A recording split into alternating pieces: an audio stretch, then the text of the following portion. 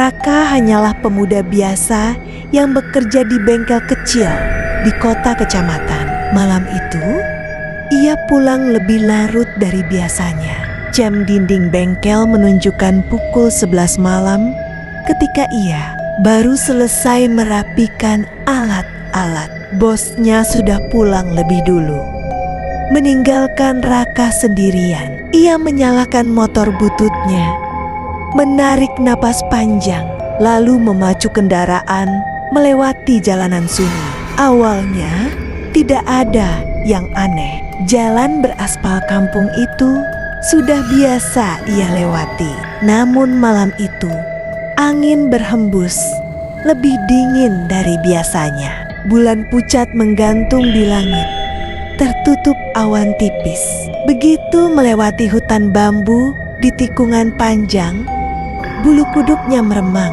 Dari dalam rumpun bambu terdengar desisan lirih, lalu tawa pelan seorang perempuan. Raka menoleh cepat. Hanya ada bayangan gelap. Ia menggeleng, mencoba mengabaikannya. Paling cuma suara angin, batinnya. Tapi tak lama, dari kaca spion motor, ia melihat sesuatu.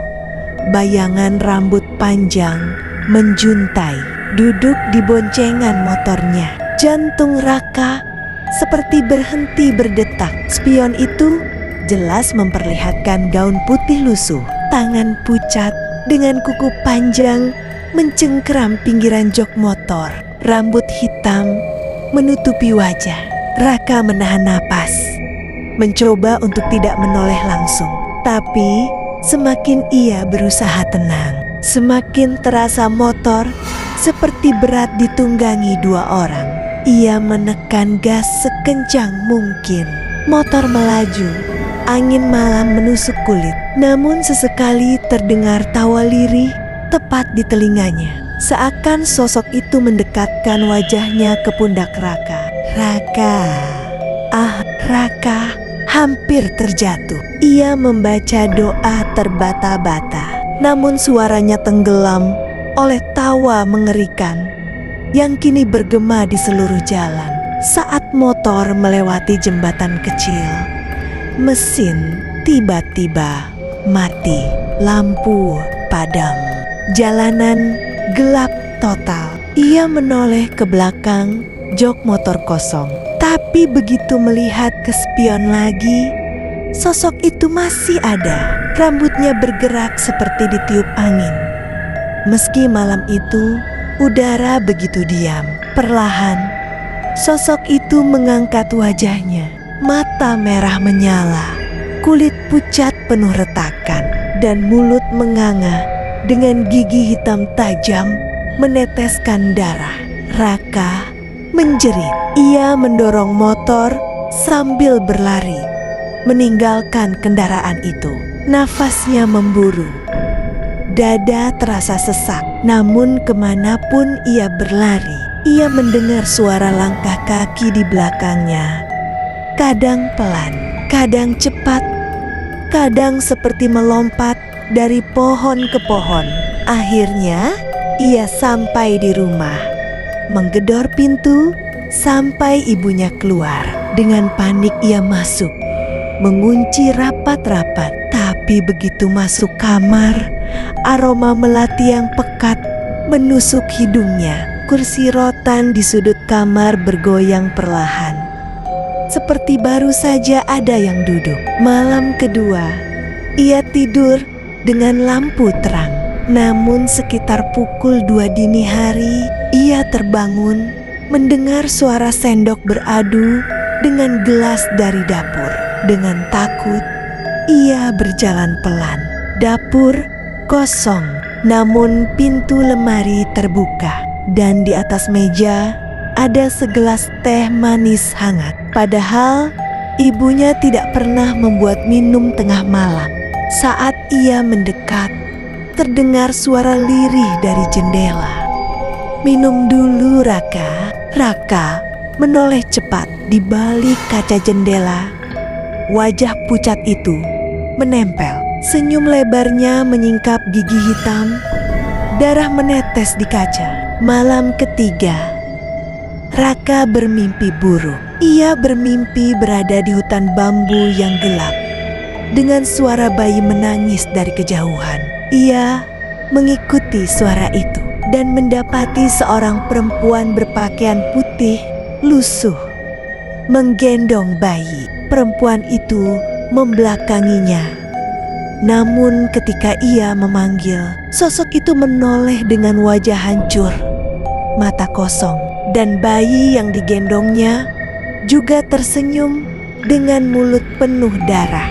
Saat terbangun, Raka mendapati bajunya basah lumpur, padahal ia tidur di kamar. Hari keempat, ibunya mulai khawatir. Tubuh Raka kurus, matanya cekung. Ia jarang bicara. Namun ketika sang ibu mencoba mengajak bicara, Raka hanya berkata lirih, "Bu, dia ada di belakang ibu sekarang." Sang ibu menoleh cepat, tapi hanya melihat ruang kosong. Namun dalam sekejap, angin kencang bertiup dari arah pintu, membuat tirai jendela bergetar keras.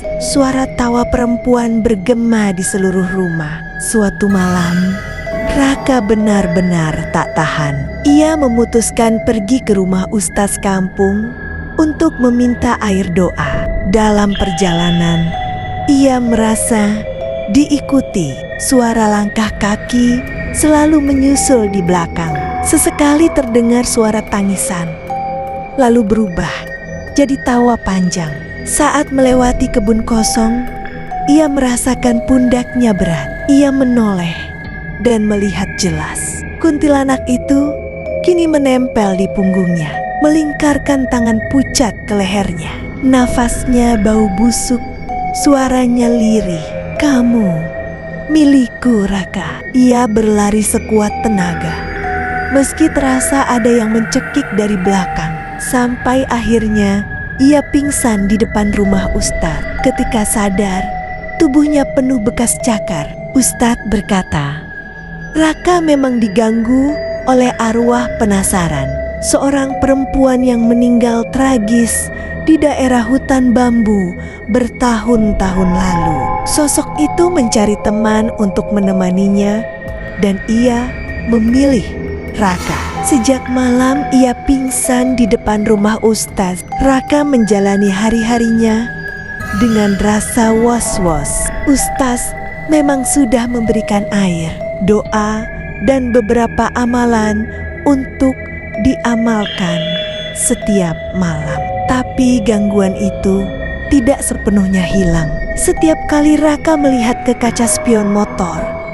bayangan perempuan itu tetap muncul. Kadang samar, kadang begitu jelas hingga ia bisa melihat setiap retakan di wajah pucatnya. Raka mencoba tidak peduli, tapi semakin ia mengabaikan, semakin berani makhluk itu menampakkan diri. Suatu malam, Raka memutuskan tidur di kamar dengan lampu padam. Ia sudah terlalu lelah. Matanya berat, namun ketika ia baru saja terlelap, terdengar suara langkah kaki di lantai kayu. Trek, trek, bergerak mendekat ke arah ranjang. Raka membuka mata. Jantungnya berdegup cepat. Di ujung ranjang, seorang perempuan bergaun putih lusuh berdiri. Rambut panjangnya menutupi wajah. Tubuhnya kaku, bahunya naik turun seperti orang yang terisak. Dari balik rambut terdengar suara tangisan lirih. Raka gemetar. Ia hendak meraih ponsel untuk menyalakan senter, tapi tangannya tercekat. Perempuan itu perlahan mengangkat wajahnya. Mata merah berair, mulutnya menganga lebar hingga ke pipi, meneteskan darah hitam ke lantai. "Kenapa kamu kabur dariku, Raka?"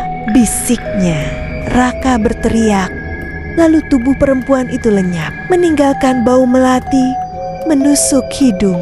Namun teriakan itu membangunkan ibunya. Sang ibu masuk kamar dan menatap Raka dengan tatapan iba. "Nak, Sampai kapan kamu mau diganggu begini?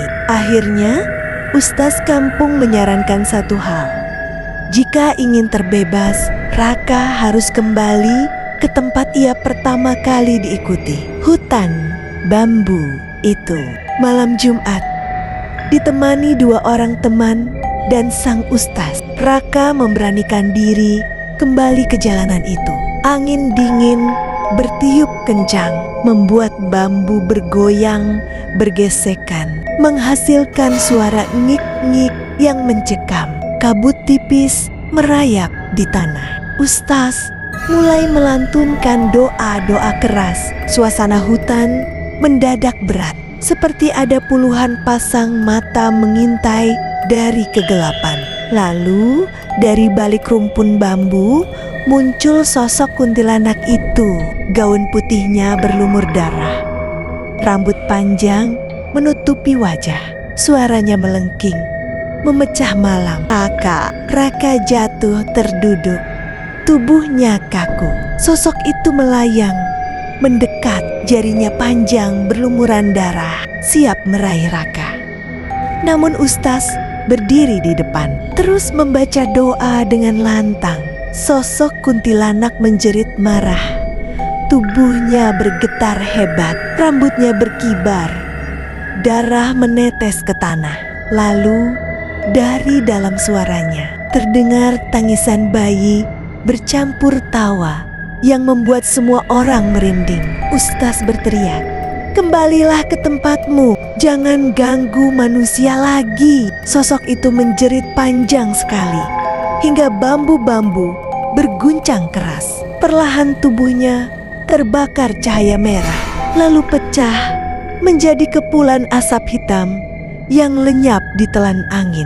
Raka jatuh pingsan. Ketika ia sadar, pagi telah datang.